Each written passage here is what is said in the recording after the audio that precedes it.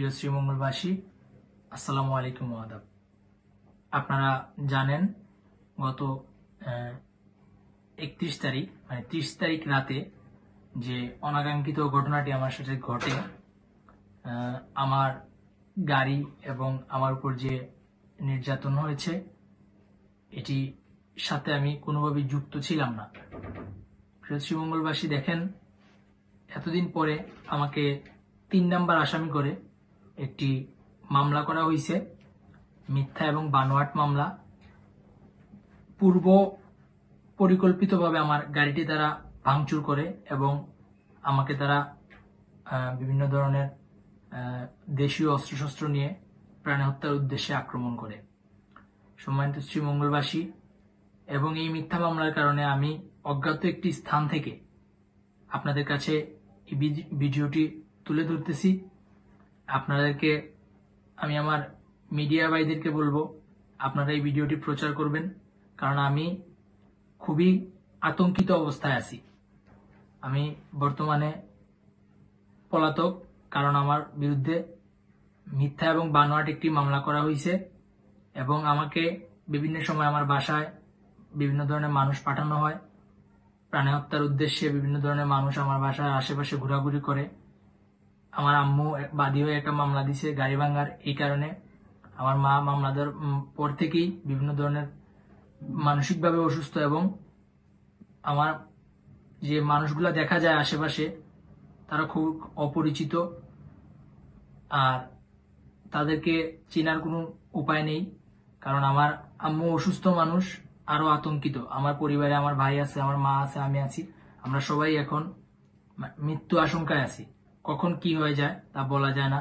কাজেই আমি আপনাদের কাছে এই ভিডিওটি পাঠানোর কারণ, অজ্ঞাত স্থান থেকে আমি ভিডিওটি আপনাদের কাছে পাঠাইলাম।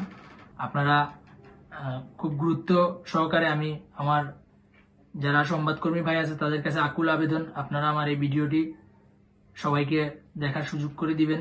আপনারা বেশি বেশি করে প্রচার করবেন, যেন আমি এই মিথ্যা মামলা থেকে মুক্তি পাই এবং আমার উপর যে নির্যাতন করা হয়েছে সঠিক বিচার পাই। সবাই জানেন আমি একটা পক্ষের আক্রমণের শিকার হয়েছি, সেইখানে আমি আবার একটা মামলার আসামি হয়েছে। আমাকে যারা বাঁচাতে সহযোগিতা করছে, আমাকে এক ধরনের লাশ হিসাবে আমাকে কাঁধে করে তুলে নিয়ে গেছে হসপিটালে। তারপরেও যারা যারা আমার মামলার সাক্ষী ছিল, আমি তো তখন হসপিটালে ছিলাম, আমার আম্মু যে মামলাটা করছে আমার সাক্ষী ছিল 3 জন, তাদেরকেও একজনকে 4 নাম্বার আসামি এবং একজনকে 5 নাম্বার আসামি করে একটি মামলা করা হয়েছে। আমাকে যখন হসপিটালে নিয়ে যাওয়ার কথা হয়, তখন শ্রীমঙ্গল থানার অফিসার ইনচার্জকে কল করা হয় যে 2 জন ফোর্স দেওয়ার জন্য আমাকে হসপিটাল নিয়ে যেতে।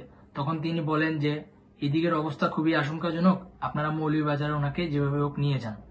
কাজেই শ্রীমঙ্গল থানার ওসি অবগত আছেন যে আমি আক্রমণের শিকার হই এবং আমি শ্রীমঙ্গল থেকে মৌলভীবাজারে গিয়ে চিকিৎসা নেওয়ার পরেও আমি জানি না, আমার বোধগম্য নয়, তিনি অবগত থাকার পরে আমাকে 3 নাম্বার আসামি করে কিভাবে এই মামলাটি হয়।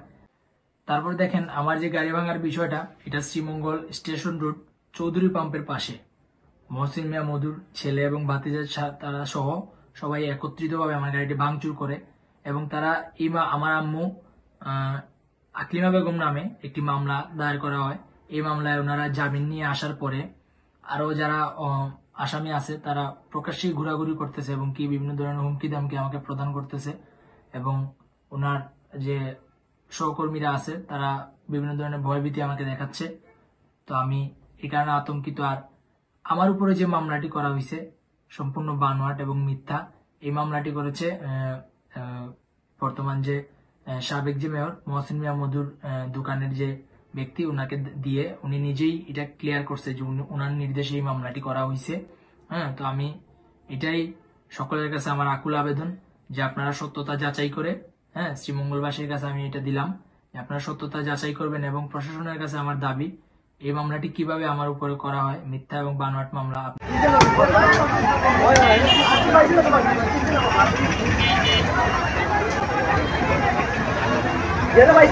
নারগাড়ি